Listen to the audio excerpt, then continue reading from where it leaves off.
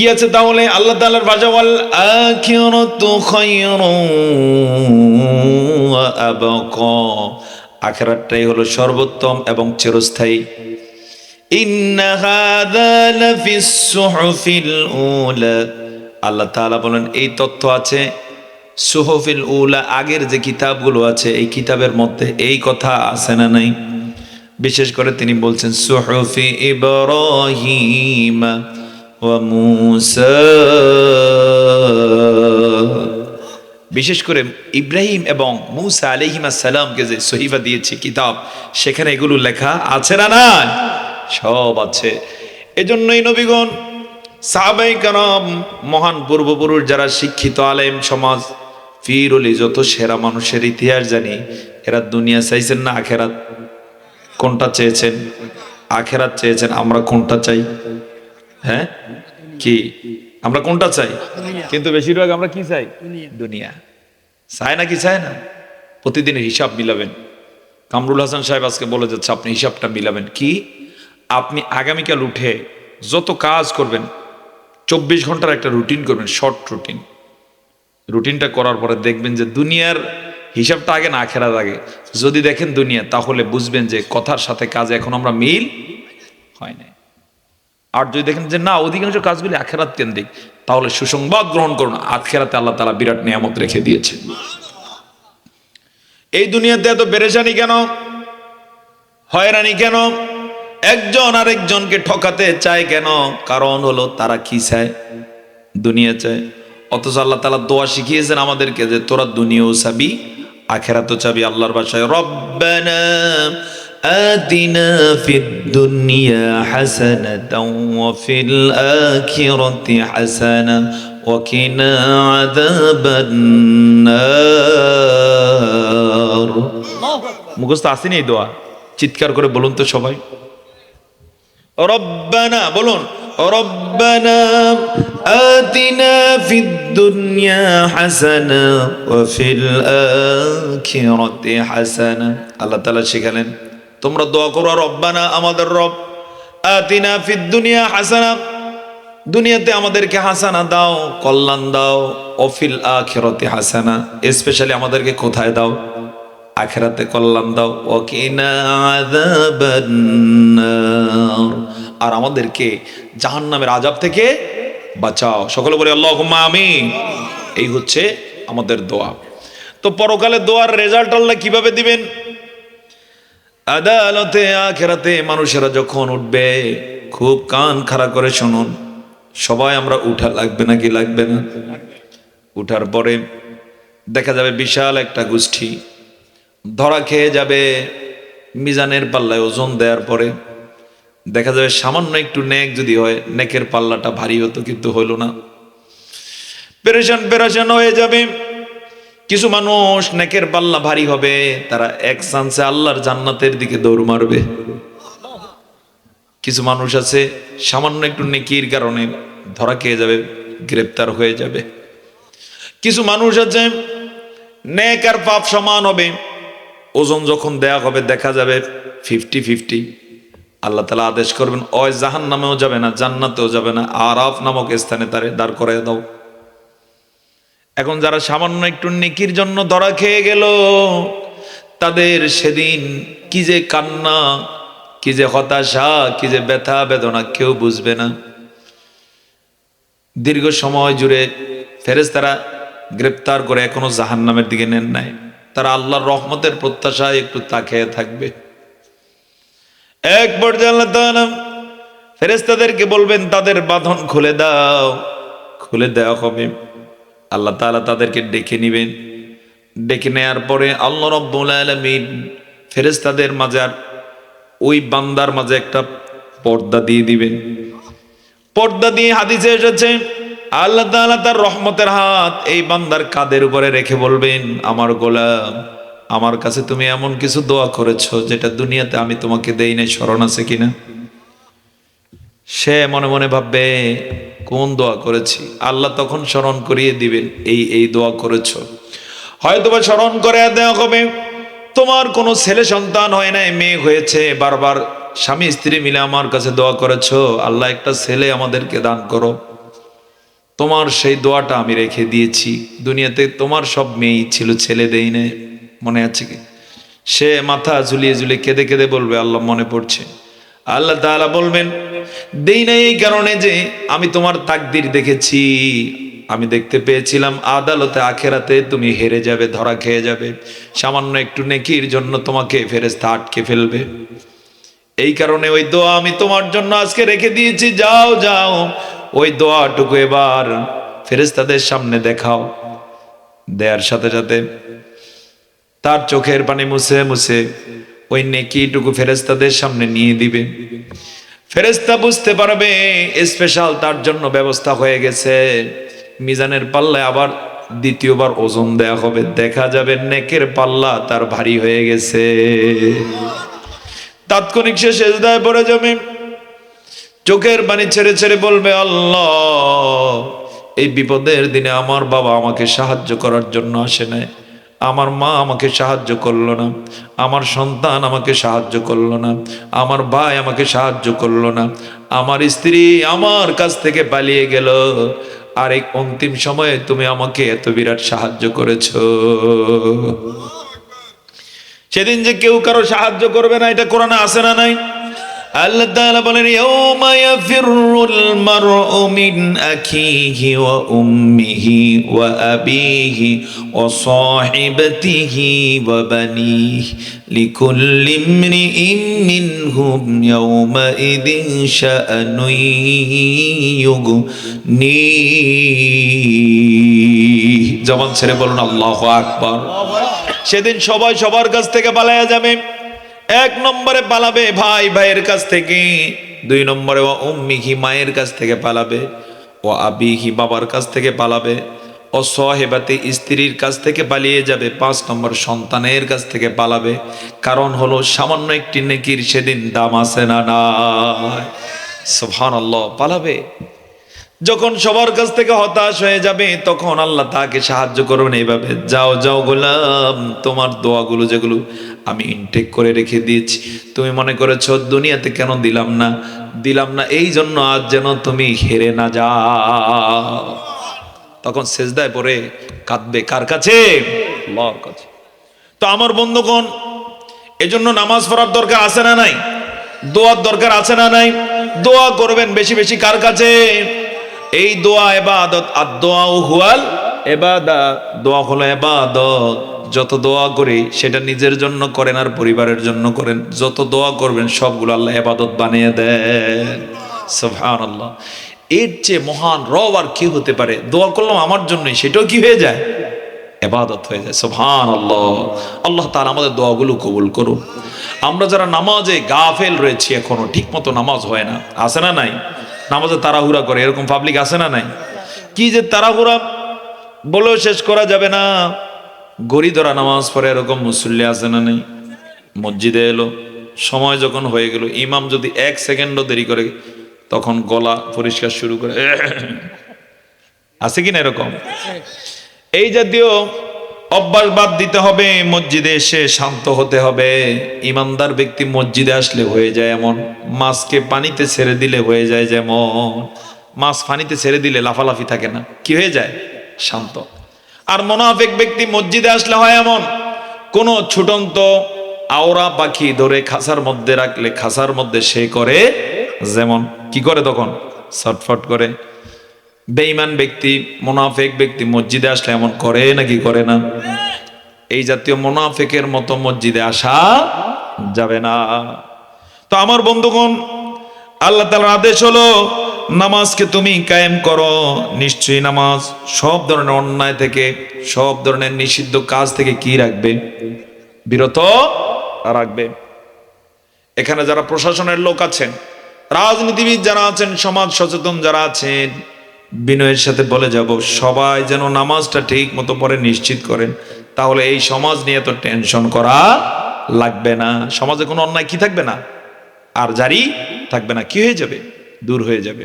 এই সমাজ কোনো ফেরেশতারা ঠিক করবে না। ঠিক করতে হবে কাদেরকে? কথা বলেন, কাদেরকে? আমাদেরকে। আমরা ঠিক করার জন্য ফর্মুলা হচ্ছে কি? নামাজ। আর এটার চূড়ান্ত হচ্ছে রাষ্ট্রীয়ভাবে নামাজ কায়েম করা। আল্লাহ তাআলার কাছে দোয়া করব একটা পরিবেশ তৈরি হয়ে গেছে রাষ্ট্রীয়ভাবে নামাজ কায়েমের। কথা বলেন ঠিক কিনা?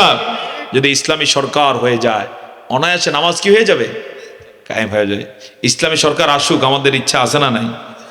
এই ইসলামী সরকারের জন্য কাজ করতে রাজি আছেন? কার হাত তোলেন তো। সবাই রাজি আছে। লিল্লাহে তাকবীর। কথায় কাজে আল্লাহ মিল রাখার তৌফিক দান করুন। সকলে বলে আল্লাহুম্মা আমিন। এই নামাজ যদি কায়েম হয়ে যায় ওই সমাজের মানুষগুলো কেমন হবে? আমি একটু বৈজ্ঞানিক দৃষ্টিকোণ থেকে কয়েকটা পয়েন্ট তুলে ধরতে চাই। এক নম্বরে হলো, নামাজ যেই সমাজে কায়েম হয়ে যায় মানুষগুলো সেই সমাজের সুঠাম দেহের অধিকারী হয়ে যাবে।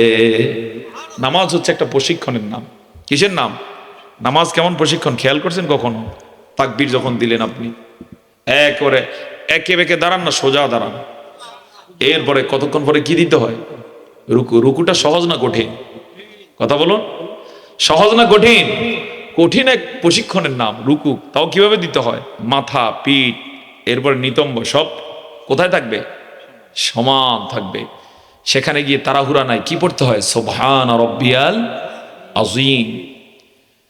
স্বাস্থ্যবিজ্ঞানীদের বক্তব্য হলো, এভাবে যখন কেউ রুকু দেন একেবারে মাথা, পিঠ, নিতম্ব সমানে নিয়ে আসেন, তখন তার ব্রেইনের যে ব্লাড আছে, ব্লাড সার্কুলেশন যথার্থ হয়ে যায়।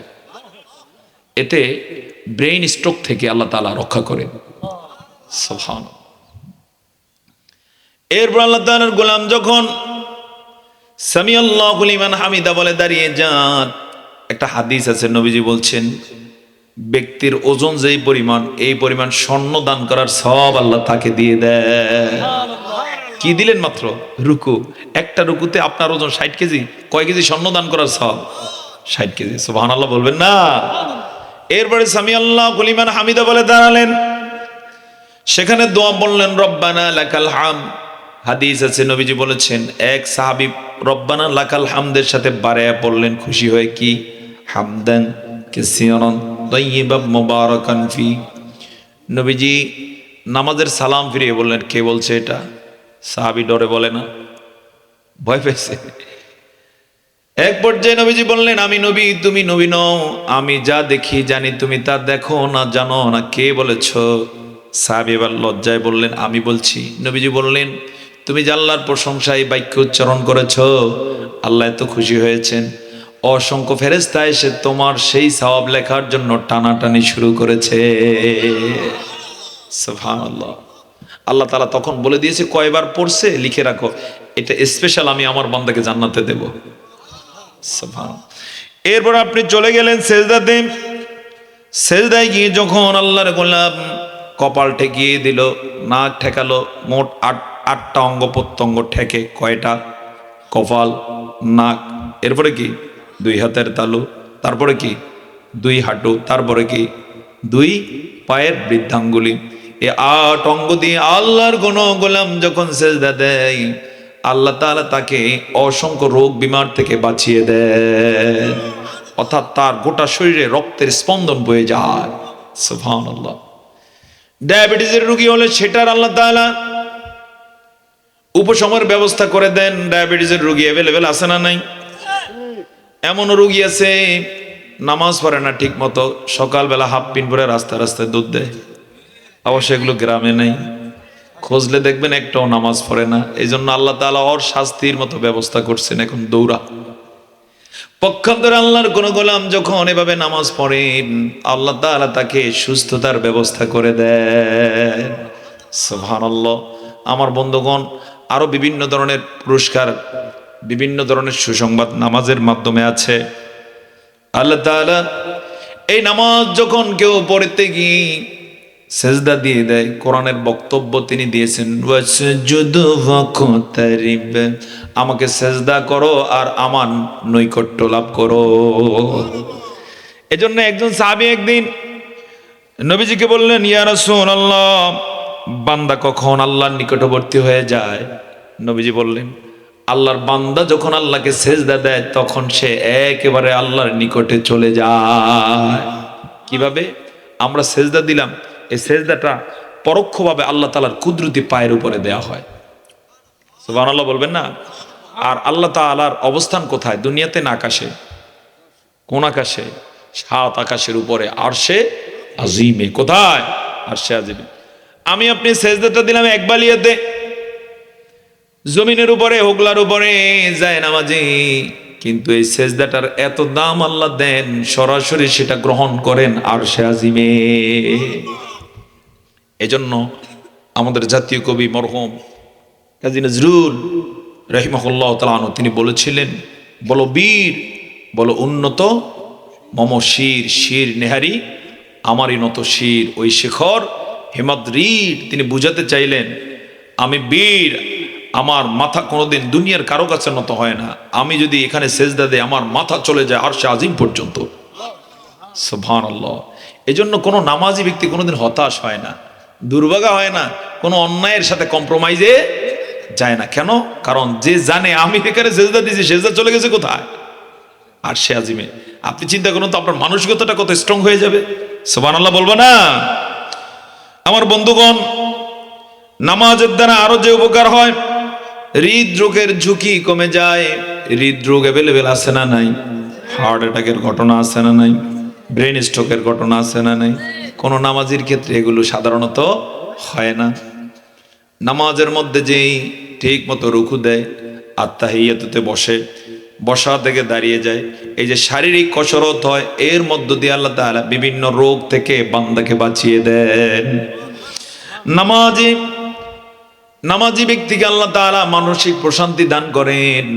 যে টেনশন নিয়ে হয়তো সে নামাজে এসেছে, যখন সে আল্লাহর কাছে খুঁটে খুঁটে বলার সুযোগ পেয়ে যায়, মানসিক তৃপ্তি তার শুরু হয়ে যায়। কি পায়? মানসিক একটা তৃপ্তি পায়। এই যে দেখবেন অনেক মানুষ হঠাৎ করে স্ট্রোক করে, এর কারণ হচ্ছে খুঁজলে দেখা যাবে যে টেনশনে ছিল। কিসে ছিল? তখন লোকেরা বলে যে অনেকদিন টেনশন করতেছিল, এজন্য কি ব্রেইন স্ট্রোক। কিন্তু কোনো ব্যক্তি যদি নামাজে আল্লাহর কাছে কেঁদে কেঁদে মোনাজাত ধরতে পারে, আল্লাহ আমি সন্তান নিয়ে বিপদে আছি, ব্যবসা নিয়ে বিপদে, চাকরি নিয়ে, সমাজ নিয়ে, এই যে আল্লাহর কাছে খুঁটে খুঁটে বলতে পারলো, তখন বোঝা তার কি হয়ে যায়? পাতলা হয়ে যায়। ওই ঝুঁকি থেকে আল্লাহ তখন তাকে বাঁচিয়ে দেয়। সুবহানাল্লাহ। আমার বন্ধুগণ, নামাজের মধ্যে আরো যে গুরুত্বপূর্ণ সুসংবাদ আল্লাহ তাআলা দিয়েছেন, সেটা হলো সময় ব্যবস্থাপনা। এই পৃথিবীতে সবচেয়ে দামি কি যদি প্রশ্ন করা হয়, সবচেয়ে দামি হলো সময়। কি? সময়। Time is the valuable then wealth. সম্পদের চেয়ে সময়ের দাম বেশি। কেন বেশি? সম্পদ যদি হারিয়ে যায়, যেমন কারো নদীতে বাড়ি ভেঙে নিয়ে গেছে, টাকা থাকলে আবার বাড়ি হয় নাকি হয় না? কিন্তু আল্লাহর কোন গোলামের যদি সময় শেষ হয়ে যায়, কোন টাকা দিয়েও আর ফেরত আনা যায় না। সেই সময় কি 5 ওয়াক্ত নামাজের ফ্রেমে আল্লাহ তাআলা আবশ্যক করে দিয়েছেন। ফজরের একটা সময় আছে না নাই? জোহরের সময় নির্ধারিত না অনির্ধারিত? আসরের সময়, মাগরিবের সময়। মাগরিবের সময় কেউ যদি সূর্য এখন অস্ত যায় না নামাজ শুরু করে দিল, হবে নি? তার মানে হলো আল্লাহ তাআলা বান্দাকে কিভাবে প্রশিক্ষণের ব্যবস্থা করেছেন। সময় হবে তো কি পড়বি? নামাজ পড়বি। সময় নাই তো নামাজও নাই। আল্লাহ তাআলা এর মাধ্যমে তার প্রত্যেকটা গোলামকে শিখালেন, এভাবে সময়ের মূল্য দিবা। সময়ের মূল্য যারা পৃথিবীতে দিয়েছে তারাই সেরা হয়ে গেল। সুবহানাল্লাহ বলুন। আপনাদের সমাজের ধনী কারা খোঁজ খবর নিলে দেখবেন, যথাসময়ে যারা কাজ করেছে, বিদেশ যাওয়া দরকার ছিল গেছে, কিংবা পড়ার দরকার ছিল পড়েছে, তারাই আজকে সমাজে কি বিদ্যমান। কিন্তু পড়ার সময় পড়ে নাই, টালটু পাল্টু করছে, এরকম নাই? হ্যাঁ, বাবা মা স্কুলে পাঠিয়েছে, মাদ্রাসায় পাঠাইছে, কিন্তু সে অনেক বুদ্ধিজীবী, কয়েকজন বন্ধু মিলে খেলতে গেছে। সময় তো ঠিকই গড়িয়ে আজকে সে বড়দের কাতারে চলে এসেছে। যেহেতু কোনো পাস নাই, সার্টিফিকেট নাই, এখন কষ্ট করা লাগে নাকি লাগে না? পক্ষান্তরে যারা ওই সময়ে গুরুত্ব দিয়ে ক্লাস ঠিক মতো করেছে, পরীক্ষা দিয়েছে, রেজাল্ট ভালো করেছে, চাকরিতে ভালো অবস্থান আছে না নাই? আল্লাহ তাআলা নামাজের মাধ্যমে এভাবে শিখাচ্ছেন, আমার গোলাম সময় ব্যবস্থাপনা শিখো, এভাবে জীবনটাকে সাজাও। দুনিয়াতেও সম্মান, আখিরাতেও সম্মান আছে না নাই? সর্বশেষে নামাজের মাধ্যমে হজম প্রক্রিয়া আল্লাহ তাআলা সহজ করে দেন। এই যে আল্লাহর গোলাম রুকু দেন, সেজদা থেকে ওঠেন, আবার রুকুতে যান, এই যে নিয়মিত একটা ব্যায়াম করেন। যে লোক বলে যে ক্ষুধা মন্দা, খাবার ঠিক মতো হজম হয় না, ডাক্তারের কাছে যাওয়া লাগে, কয়েকদিন ঠিক মতো নামাজ পড়ে দেখুক, দেখতে পাবেন আল্লাহ তাকে হজম শক্তি বৃদ্ধি করে দিয়েছে। সুবহানাল্লাহ। তো আল্লাহ তাআলা বলেন নামাজকে কায়েম করো, ইন্নাস সালাতা তানহা আনিল ফাহশাই ওয়াল মুনকার, নিশ্চয়ই নামাজ সব ধরনের নিষিদ্ধ কাজ থেকে বাঁচিয়ে দেয়। এই নামাজ নিষিদ্ধ কাজ থেকে আরো কিভাবে বাঁচায়, আমি একটা ছোট্ট উদাহরণ দিতে চাই। আল্লাহ তাআলা মদ খাওয়া হারাম করে দিয়েছেন। কেউ যদি নামাজ পড়ে সে কি আর মদ খায়? হ্যাঁ, কেন খাবে না? কারণ নামাজে যদি সে কোনোদিন পড়ে যে তোমরা এই মদ থেকে, হারাম থেকে দূরে থাকো, নামাজে একে তো আল্লাহর সামনে দাঁড়াইছে, আবার সে বুঝতেছে আমাকে নিষেধটা করতেছেন কে, তখন বাইরে এসে আর কি মদে চুমুক দেয় না। আল্লাহ তাআলা বলেছেন মিথ্যা কথা বলো না, তখন সে আর মিথ্যার কাছে যায় না।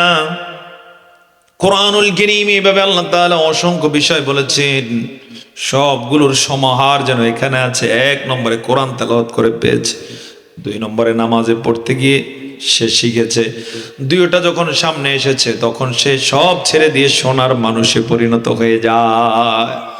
কিন্তু এরপরও কেউ কেউ আছে এমন থাকতে পারে যে কোরআন পড়ার পরও ভুলে গেল, নামাজে সবকিছু স্মরণে এলো না, তখন আরেকটা পয়েন্ট আল্লাহ দিয়েছেন। কষ্ট হচ্ছে আপনাদের? সে পয়েন্টটা এবার আপনি আপনাদের উদ্দেশ্যে উল্লেখ করতে চাই। আবার একটু জিকির করি, লা ইলাহা ইল্লাল্লাহ।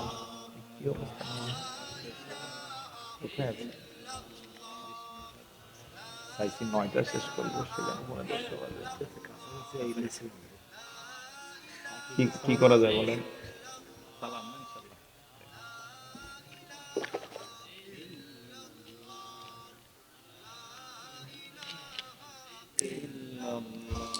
এসো না আল্লাহর নামে গান গাই, এসো না মন প্রাণ জুড়াই, এসো না মন প্রাণ জুড়াই, লা ইলাহা ইল্লাল্লাহ।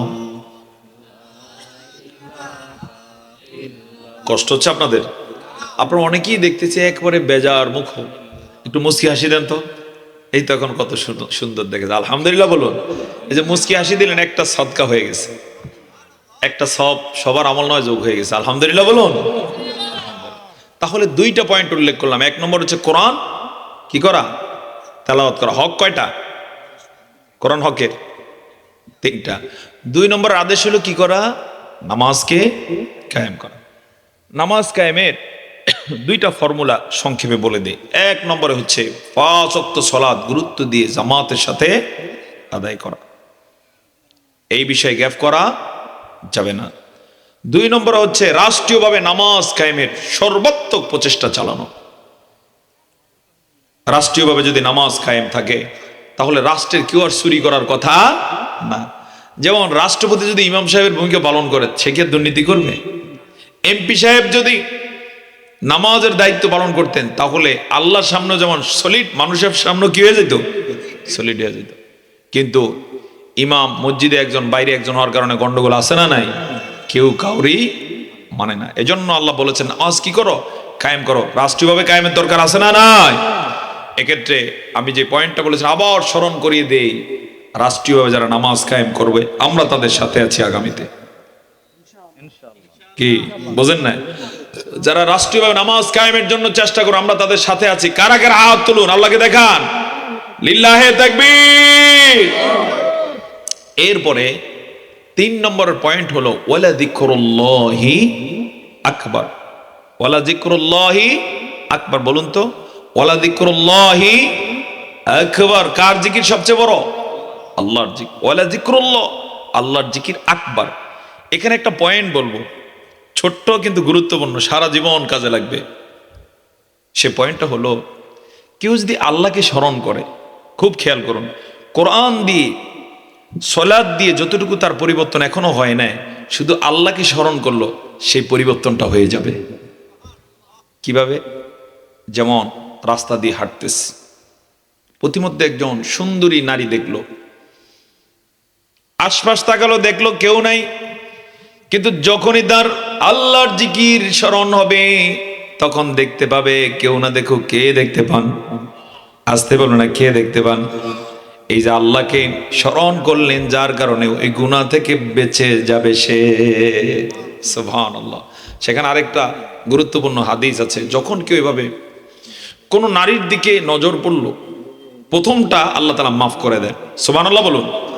অর্থাৎ হাদিস, ফাইন্না লাকাল উলা ওয়া লাইসাত লাকাল আখিরা, তোমাকে প্রথমটা মাফ করা হবে, অর্থাৎ হঠাৎ দেখেছেন, কিন্তু দ্বিতীয়বার যদি আবার তাকান ওইটা আর কি নাই, মাফ নাই। এখন প্রথমবার দেখার সাথে সাথে যখন আল্লাহর কথা স্মরণ আসবে, সে যদি ইস্তেগফার পরে মাথা নিচু করে দেয়, চোখ নিম্নগামী করে, সুনানে তিরমিজির বর্ণনা হলো তখন তার হৃদয়ের মধ্যে আল্লাহ তাআলা একটা নূর পয়দা করে দেয়। কি সৃষ্টি হয়ে যাবে? হৃদয়ের মধ্যে নূর সৃষ্টি হয়ে যাবে। সুবহানাল্লাহ বলুন। কি নূর? এই নূরের কারণে তখন তার তৃপ্তি হবে ভালো কাজ করার জন্য। সুবহানাল্লাহ। এবং সেখানে যারা চক্ষুকে নিম্নগামী করবে, আল্লাহ তাআলা জান্নাতের মধ্যে চক্ষু শীতলকারী নেয়ামত তাদেরকে দিয়ে দিবে। চক্ষু শীতলকারী নেয়ামত জান্নাতে আছে না নাই? কি কি আছে?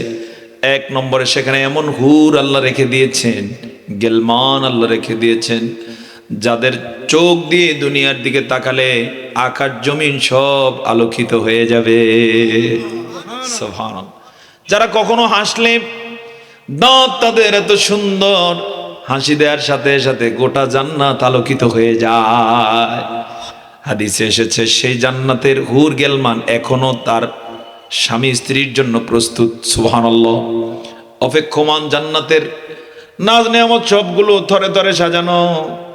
জান্নাতি হুর গেলমানরা সব সময় গান গায়, কবে তার স্বামী, কবে তার স্ত্রী জান্নাতে ঢুকবে। সুবহানাল্লাহ। এজন্য আল্লাহ তাআলা বলেন, ওয়ালা যিকরুল্লাহি আকবার, আল্লাহর জিকির হলো সবচেয়ে বড়।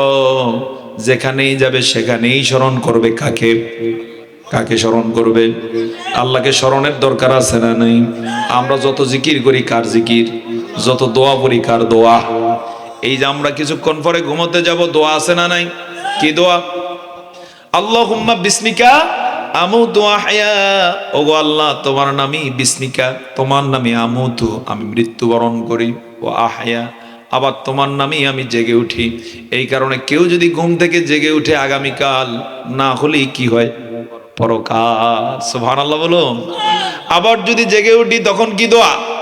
আলহামদুলিল্লাহিল্লাযী আহইয়ানা বা'দা মা আমাতানা ওয়া ইলাইহিন নুশুর। সুবহানাল্লাহ। আল্লাহর গোলাম তখন বলে সব প্রশংসা ওই আল্লাহর জন্য, আলহামদুলিল্লাহিল্লাযী আহইয়ানা, যিনি আমাকে জীবন দান করলেন, বা'দা মা আমাতানা, মৃত্যুর পরে। ঘুমটা হলো একটা মৃত্যুর নাম, ঘুম হলো মূলত মৃত্যুর ভাই। যদি আল্লাহ জীবন দান করেন, জেগে উঠে জীবন নাই তো আর দুনিয়াও নাই। ওয়া ইলাইহিন নুশুর, আমরা তার কাছেই ফিরে যাব। সুবহানাল্লাহ। এভাবেই শয়নে জাগ্রত হয়, খাবারের ক্ষেত্রে, বলার ক্ষেত্রে, চলার ক্ষেত্রে সব সময় কার জিকির করতে হয়? এই জিকির যদি কেউ করে আল্লাহ তাআলা তার সম্মান বাড়ান। কিন্তু পথের মধ্যে যদি ভুল হয়, আল্লাহ তাআলা তখন আপনাকে সওয়াব ডাবল দিয়ে দিবে। হাদিসে এসেছে ইয়াতালা আলা, তোতলায় তোতলায় পড়ে, কিন্তু এরপরও তার টার্গেট হলো অবশ্যই কোরআন আমি বিশুদ্ধভাবে পড়ব। আলেমরা যেভাবে সুন্দর করে পড়েন আমিও সেভাবে পড়তে চেষ্টা করব। যত বেশি তিনি চেষ্টা করবেন, আল্লাহ তাআলা তার প্রতি তত খুশি হয়ে যাবে। এজন্য একবালিয়াবাসী আমি আশা রাখতে পারি কিনা, অবশ্যই আমরা কোরআন বিশুদ্ধভাবে তেলাওয়াত করব। পারবো তো ইনশাআল্লাহ? আল্লাহ কবুল করুন। সকলে বলে আল্লাহুম্মা আমিন। এটা হলো তেলাওয়াতের 1 নম্বরের হক। 2 নম্বরের তেলাওয়াতের হক হলো যা তেলাওয়াত করবে তা বুঝতে চেষ্টা করা। কোরআনের কোন লক্ষ্য উদ্দেশ্য আছে না নাই? আসতে বলবেন না, আছে না নাই? কি লক্ষ্য? আল্লাহ তাআলা বলেন, আলিফ লাম রা কিতাবুন আনসালনাহু ইলাইকা লিতুখরিজান নাস মিনাজ যুলুমাতি ইলান নূর। আলিফ লাম র, কিতাবুন, এই কিতাব আনসালনাহু ইলাইক, আমি তা তোমার প্রতি নাজিল করেছি। উদ্দেশ্য হলো যেন তুমি মানুষকে অন্ধকারের অলিগলি থেকে বের করে জান্নাতের রাজপথ দেখে দিতে পারো। লিতুখরিজান নাস, মানুষকে যেন বের করতে পারো মিনাজ যুলুমাত, যত অন্ধকার রয়েছে, শিরকের অন্ধকার, বেদাতের অন্ধকার, কুফরির অন্ধকার, রাজতন্ত্রের অন্ধকার, স্বৈরাচারীর অন্ধকার, যত অন্ধকার রয়েছে সবগুলো থেকে মুক্তি দিয়ে সবার জন্য ইলান নূর, আলোর একটাই পথ, কোরআনের একটাই পথ, জান্নাতের একটাই পথ, সে পথে নিয়ে আসতে পারো। সুবহানাল্লাহ বলুন। এজন্য এই যে যেমন আজকে আপনারা জানান এই মজলিসে বসছেন, যতটুকু আলোচনা করা হবে দেখবেন একটা বুঝ আল্লাহ দিবেন, দিবেন না? এই বুঝ যদি হয়ে যায়, এভাবে আমরা আল্লাহর জান্নাতের পথে এগিয়ে চলবো। এভাবে কেউ যদি আল্লাহর কোরআনের গোটাটাই বুঝতে পারে, সময়ের ব্যবধানে নাস পর্যন্ত সে পৌঁছে যাবে। ওই পর্যন্ত পৌঁছার মানে হচ্ছে সে সেরা মানুষ হয়ে যাবে। সেরা মানুষ হয়ে দুনিয়াতে যখন সে নিজেকে জানান দিতে পারবে, দুনিয়ার জীবন শেষ, আল্লাহর জান্নাতের মেহমান হয়ে যাবে। সুবহানাল্লাহ। তো আমার বন্ধুগণ, তেলাওয়াতের 2 নম্বরের হক হলো যা তেলাওয়াত করবেন তা কি করা? বুঝতে চেষ্টা করা। আল্লাহ তাআলা কত কথা যে কোরআনে বলে রেখেছেন, যিনি যত বেশি বুঝেন তত অবাক হয়ে যান। আল্লাহ তাআলা যেমন সূরা বাকারার সূচনায় বলেন, আলিফ লাম মিম যালিকাল কিতাবু লা রাইবা ফীহি হুদাল লিল মুত্তাকিন। আলিফ লাম মিম, এরপরে তিনি বলছেন সেটা এমন একটা কিতাব, যালিকাল কিতাব। যদি অনেকে অর্থ করেন এটা, মূলত অর্থটা হচ্ছে ইসমুল ইশারা লিল বাইত, সেটা এমন একটা কিতাব। আল্লাহ তাআলা ইন্ডিকেট করছেন এই কোরআন কিন্তু এখানে এতিমের মতো নয়, এই কোরআনের আসলে একটা বাড়ি আছে না নাই? কোথায়? লৌহে মাহফুজে। তো সেই লৌহে মাহফুজের আশা, সেই কিতাবটা হচ্ছে এমন একটা কিতাব, লা রাইবা ফীহি, যাতে বিন্দু মাত্র, একটা ড্রপ মাত্র সন্দেহ নাই। হুদাল লিল মুত্তাকিন, যারা মুত্তাকি হতে পারবে, আল্লাহকে না দেখে যারা ভয় করবে, সব কাজগুলো যারা আল্লাহর জন্য করবে, তাদেরকে এই কিতাব হেদায়েতের রাজপথ দেখিয়ে দিবে। তারা কোনোদিন পথহারা থাকে না, বঞ্চিত হয় না, লাঞ্ছিত হয় না। তাদের রাজপথ ঠিক আছে না নাই? কে ঠিক করে দিয়েছেন? আল্লাহ। তো তেলাওয়াতের 2 নম্বরের হক হলো যা পড়বো তা কি করতে হবে? বুঝতে চেষ্টা করতে হবে, বুঝে বুঝে পড়া। আমি এবার জানতে চাই, সবাই আমরা বুঝে কোরআন পড়ি কিনা? হ্যাঁ, কোরআন বুঝার দরকার আছে না নাই? এই মাহফিল হোক কোরআন বুঝার জন্য সহায়ক। আমরা আল্লাহর কাছে দোয়া করব, আল্লাহ এই সমাজে একবালিয়া শুধু নয়, কুমিল্লা শুধু নয়, যত বাংলাদেশি আছি, বাংলা ভাষাভাষী আছি, সবাই যেন তোমার কোরআন বুঝে পড়তে পারি। সকল বলে আল্লাহুম্মা আমিন। কোরআন যদি বুঝে কেউ পড়তে পারে, সহজ না জটিল? কোরআন বুঝে পড়লে লাভ না লস? অবস্থা এমন হবে এই দেশে আর দুর্নীতি থাকবে না। কারণ যখন লোকেরা কোরআন বুঝবে তখন দেখবে, আহা কি জন্য এতদিন দুর্নীতি করলাম, এটার তো কোনো প্রয়োজন ছিল না। চোর চুরি ছেড়ে দিবে যখন দেখবে সে, আল্লাহ তাআলা বলে দিয়েছেন, ওয়ামা মিন দাব্বাতিন ফিল আরদি ইল্লা আলাল্লাহি রিজকুহা। জোরে জোরে বলুন সুবহানাল্লাহ। আল্লাহ তাআলা বলেন, পৃথিবীতে যত চতুষ্পদ জন্তু আছে, যত প্রাণী আছে, আমি আল্লাহ সবার রিজিকের দায়িত্ব গ্রহণ করেছি। ইল্লা আলাল্লাহি রিজকুহা, সবার রিজিকের দায়িত্ব কার? জবান ছাড়ুন, মুসলমানের মতো চিৎকার করে বলুন কার? কিন্তু এরপরও চোরাই চুরি করে কেন? ও মনে করছে তার রিজিক বুঝি আল্লাহ দিবেন, এজন্য পথ বেছে নিয়েছে কি? চুরি। অবশ্যই এরকম চোর অন্তত এই অঞ্চলে নাই। আছে? এরকম কেউ যদি থেকে থাকেন যে মানুষের অধিকার নষ্ট করে নিজের সংসার চালাচ্ছেন, চুরিকে বেছে নিয়েছেন, ছিনতাইকে বেছে নিয়েছেন, এরকম কেউ যদি থেকে থাকো, বিনয়ের সাথে বলে যাব এগুলো বাদ দাও, কারণ রিজিকের দায়িত্ব কার? আল্লাহ। তুমি তার উপরে ঈমান এনে পরিশ্রম করো, হালাল পথে চলতে চেষ্টা করো, রিজিক আছে না নাই? অল্প দিবেন না অনেক? আল্লাহ তাআলা বলেন, لو أن أهل القرى آمنوا واتقوا لفتحنا عليهم بركات من السماء والأرض। জবান ছেড়ে বলুন আল্লাহু আকবার।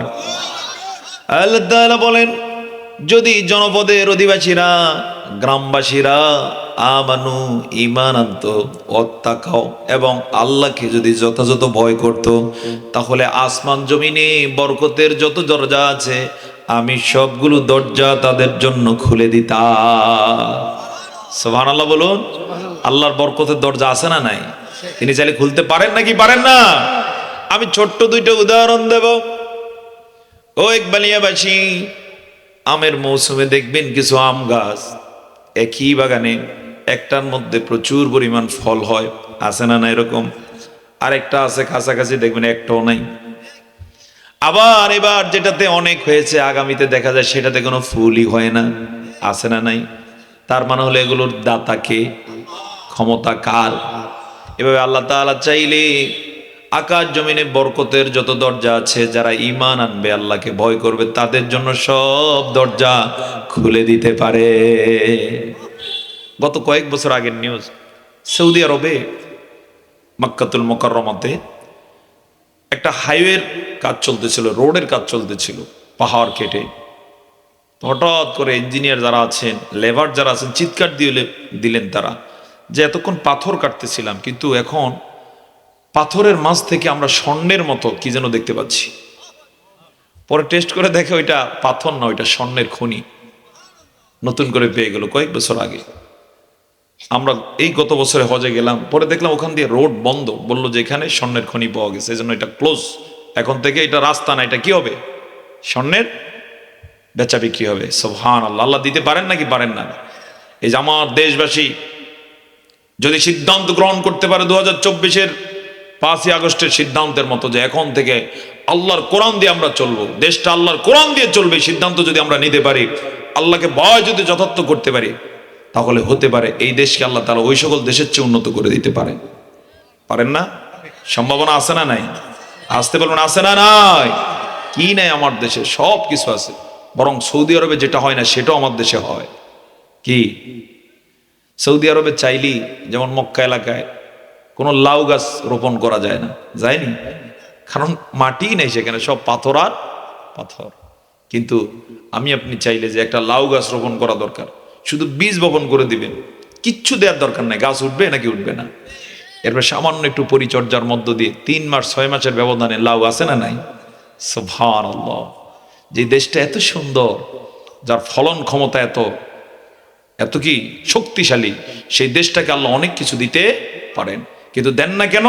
এর মধ্যে অন্যতম একটা কারণ হচ্ছে বেশিরভাগ এদেশের নেতা খেতা যারা ছিল চুরির সাথে জড়িত। ক্ষমতায় থাকাকালীন কিছুই বোঝা যায় না, কিন্তু যখন শেয়ার উল্টে যায় তখন দেখা যায় যে যত বড় ছিল তত বড় চুরি। আহা। তো আমার বন্ধুগণ, রিজিকের দায় দায়িত্ব কার? এগুলো সবগুলোর কথা কোরআনে আছে না নাই? কত ধরনের কথা যে কোরআনে আছে, বলে শেষ করা যাবে না। নবীর হাদিস পড়লে অবাক হতে হয়। যেমন একটা গল্প মনে পড়ল, একবার নবীজির কয়েকজন সাহাবী যুদ্ধ ময়দানে গেলেন, সাথে যত খাবার ছিল শেষ হয়ে গেল। শেষের দিকে সেনাপতি যিনি ছিলেন বললেন, তোমাদের কার কাছে কি খাবার আছে সব জমা করো। জমা করলেন, দেখা গেল অল্প কিছু খেজুর ছাড়া আর কিছুই নাই। তিনি এবার সবগুলো নিজের নিয়ন্ত্রণে নিয়ে ভাগ করে দিয়ে দিন যেন কোনো মতে চালিয়ে নিতে পারেন ব্যবস্থা করলেন।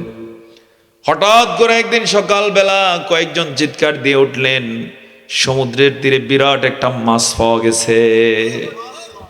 পরে এটা ধরলেন তারা, ধরে যতদিন যুদ্ধে ছিলেন 1 মাস দিয়ে তাদের সব খাবারের ব্যবস্থা আল্লাহ করে দিলেন। সুবহানাল্লাহ। আসার সময় আরো কিছু রয়ে গেল। নবী করিম সাল্লাল্লাহু আলাইহি ওয়াসাল্লামের কাছে তারা পৌঁছে গিয়ে বললেন, ইয়া রাসূলুল্লাহ, খাবার যা নিয়ে গেছিলাম সব কি হয়ে গেছিল? শেষ হয়ে গেছিল। পরে আমি দায়িত্ব নিয়েছি যেন এলোমেলো কেউ বেশি কেউ কম খেয়ে কষ্ট করতে না হয়, সবার খাবারগুলো আমি নিয়ন্ত্রণে নিয়ে এরপরে নির্ধারিতভাবে ভাগ ভাগ করে দিতাম। তেমন প্রেক্ষাপটে একটা মাছের সন্ধান পেলাম বিরাট। নবীজি বললেন, নিয়ে আসছো নাকি কিছু? বললেন, হ্যাঁ। বললেন, আমারও দাও, এটা আল্লাহর পক্ষ থেকে তোমাদেরকে রিজিক দেওয়া হয়েছে। সে আল্লাহ তাআলা আজও আছেন না নাই? সুবহানাল্লাহ। কতভাবে যে তিনি দিতে পারেন। এজন্য আমার বন্ধুগণ, কোরআন বুঝে পড়ার দরকার আছে না নাই? চেষ্টা করবেন কোরআন বুঝে পড়ার জন্য। কোরআনের সাথে আমাদের সম্পর্কটা এমন হওয়া উচিত মাছের সাথে পানির সম্পর্কটা যেমন। এটা কিন্তু আল্লাহ আমাদেরকে সিস্টেম করে দিয়েছেন, কিন্তু না বুঝার কারণে সেই ফল আজ পর্যন্ত নিতে পারলাম না।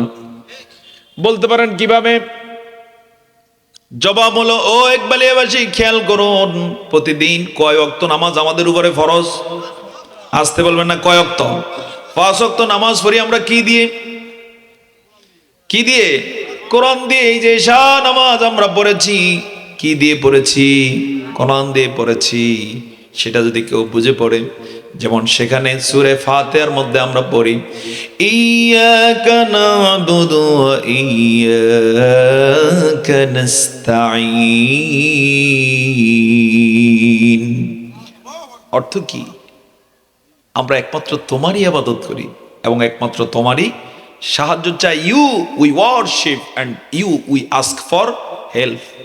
আল্লাহর কোন গোলাম যখন এভাবে আল্লাহর কাছে ধন্না দেও, গো আল্লাহ, আমার দায়িত্ব হচ্ছে তোমার গোলামি করা, আর তোমার গোলাম হিসেবে আমি কার কাছে যাব? গোলামিও তোমার করি, এই সাহায্য আমি তোমার কাছেই চাই। তখন আল্লাহ তাআলা রহমতের দরিয়া জোশ মারে, আল্লাহ তাআলা রহমতের দরিয়া তার জন্য রেডি করে দেন। হাদিসে এসেছে, সুনানে তিরমিজির বর্ণনা, তখন আল্লাহ বলতে থাকেন, আমার গোলাম, তুমি আমার কাছে যে প্রত্যাশা করেছো, তুমি আমার গোলামি করেছো, ঘোষণা দিয়ে এখন বলতেছো সাহায্য চাও, যাও, তুমি যা সাহায্য চেয়েছো বরাদ্দ দিয়ে দিলাম। সুবহানাল্লাহ। এজন্য আল্লাহর কোরআন যারা পড়ে, কোরআনের সাথে সম্পর্ক যারা করে, কোনদিন তাদেরকে আল্লাহ অভাবে রাখেন না, রিজিকের ব্যবস্থা করে দেন। জোরে বলুন না সুবহানাল্লাহ। তো তেলাওয়াতের 2 নম্বর হক হলো কোরআন কিভাবে পড়তে হবে, বুঝে পড়তে হবে। তেলাওয়াতের 3 নম্বরের হক, সেটা হলো যা আপনি বুঝে পড়বেন সে অনুযায়ী আমল করতে হবে। জোরে বলুন সুবহানাল্লাহ। কি অনুযায়ী আমল?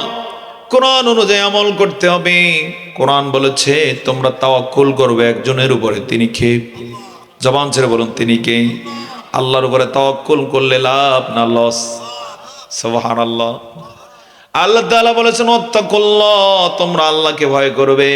কোরআন যারা পড়বে তারা ভয় করবে কাকে? এবার সকল কাজে আল্লাহ যা বলেছেন কেউ যদি মেনে চলে তার জন্য সেটা লাভ না লস।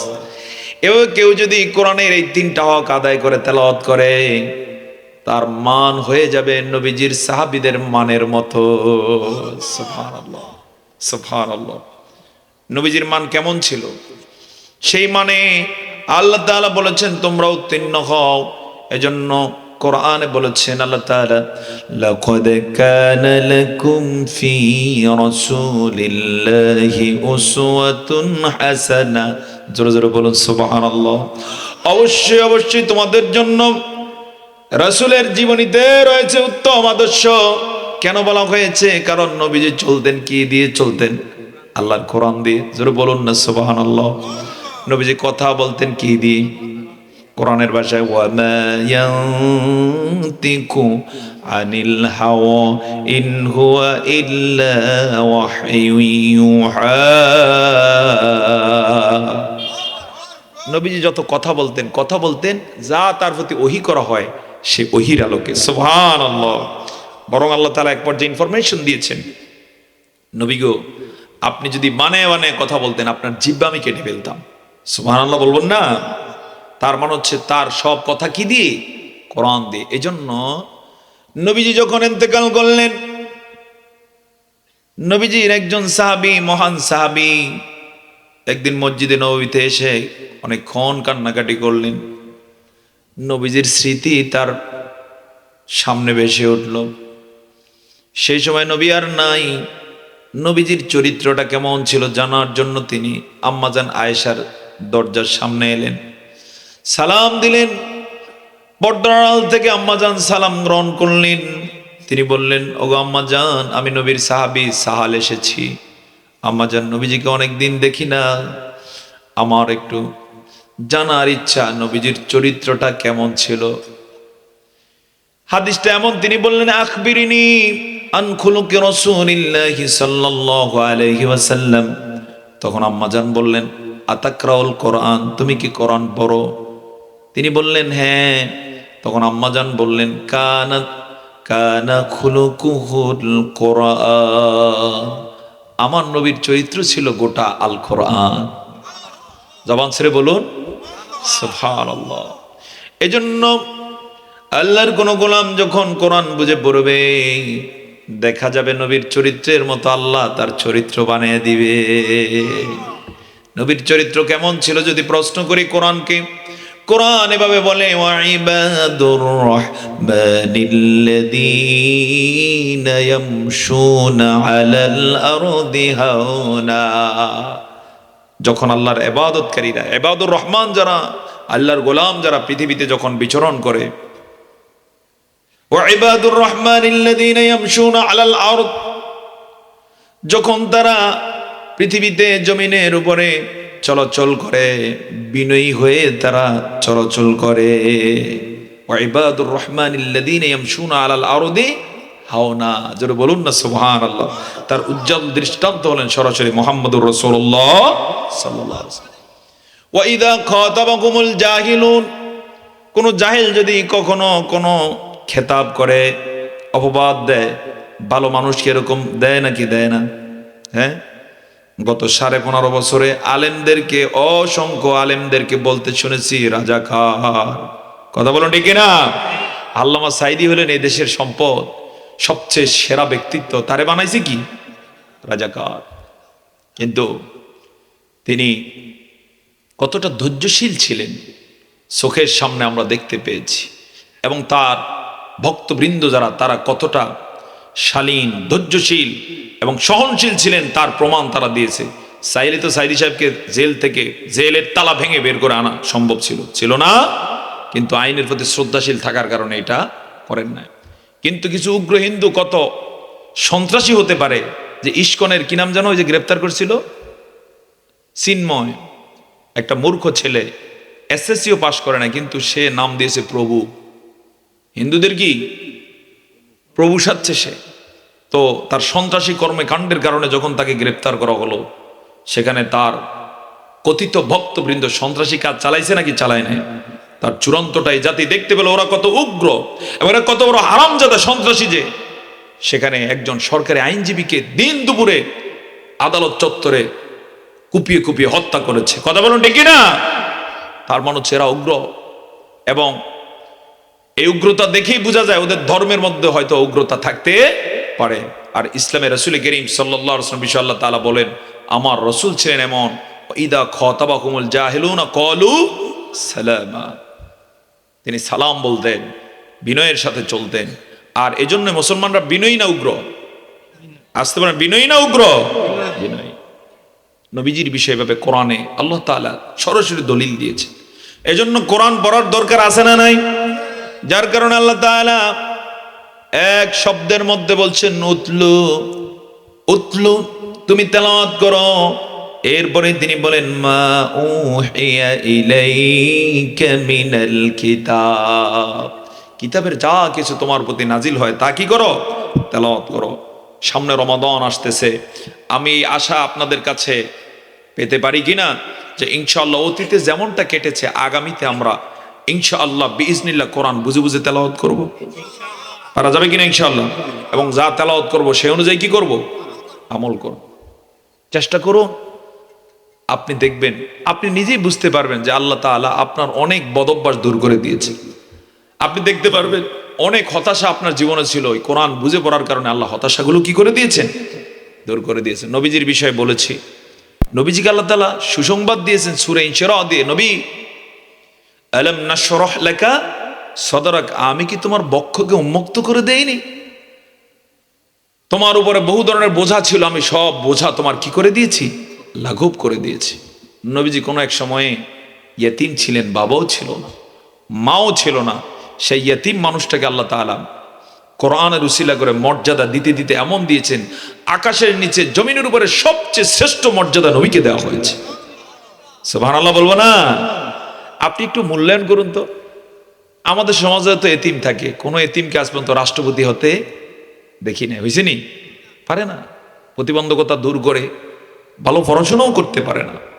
কিন্তু আল্লাহ তাআলা কোরআনের উসিলা করে তার হাবিবকে আনতে আনতে এমন জায়গায় এনেছেন, তিনি বলেন ওরফা'না লাকা যিকরাক, সবার উপরে আমি আপনার স্মরণকে উপরে স্থান দান করেছি।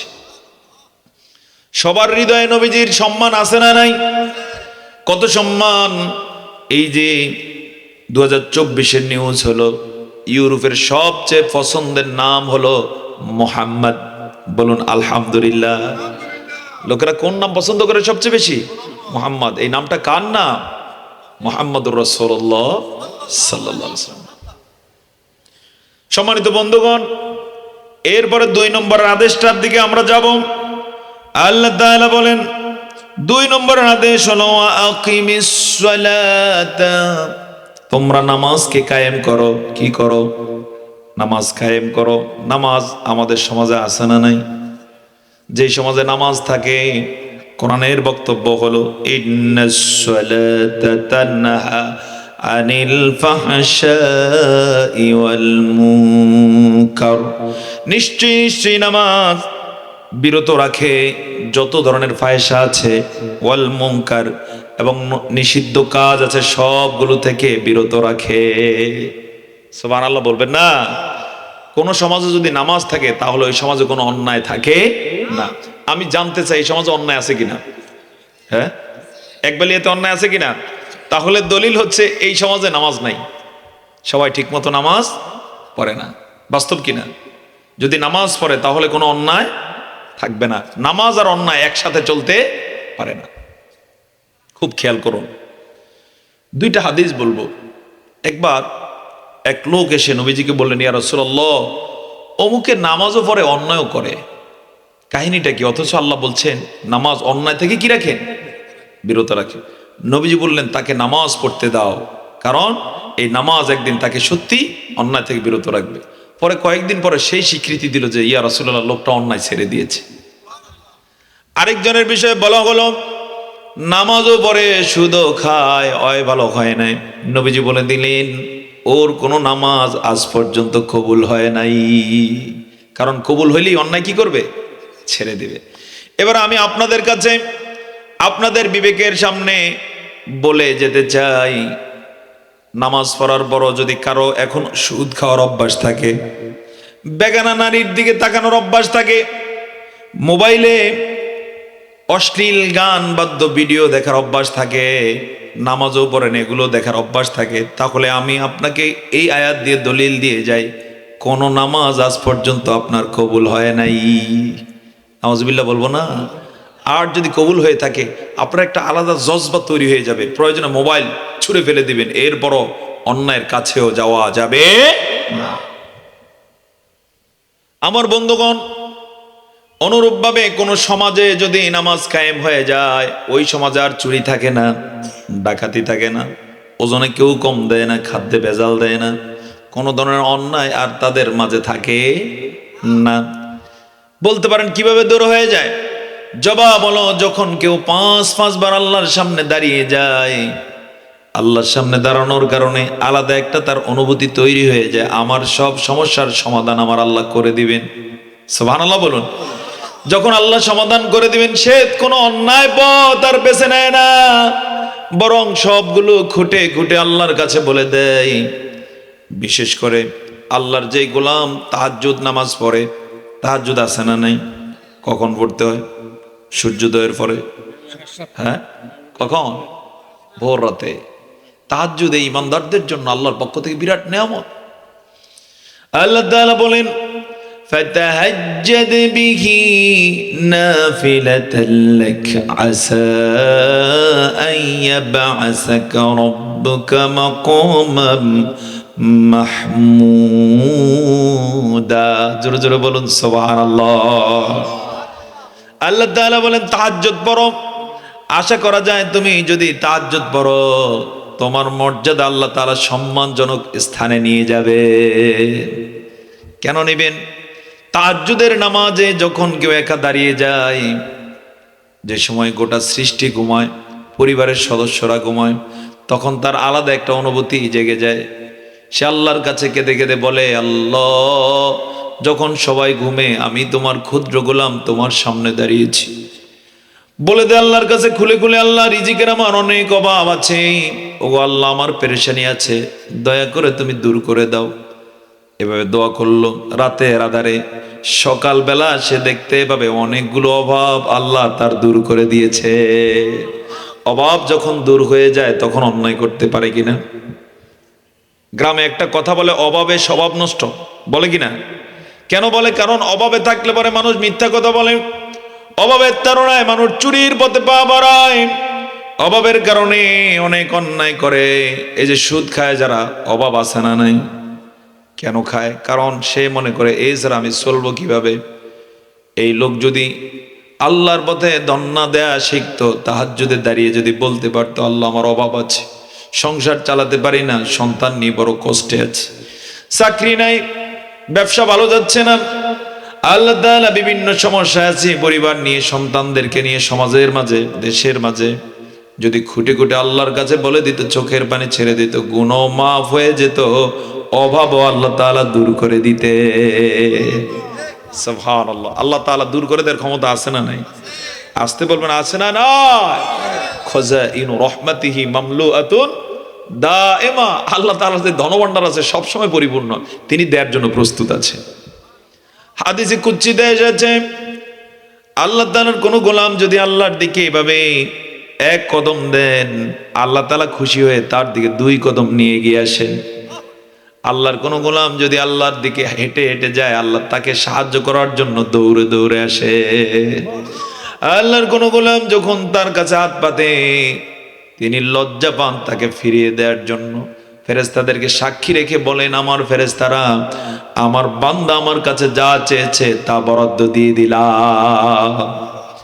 তবে বলতে পারেন, হুজুর, অনেক চাইলাম কিন্তু পাইলাম না। এক্ষেত্রে হাদিস আছে, আমরা যা চাই 3 ভাগে আল্লাহ সেটা কবুল করেন। কয় ভাগে?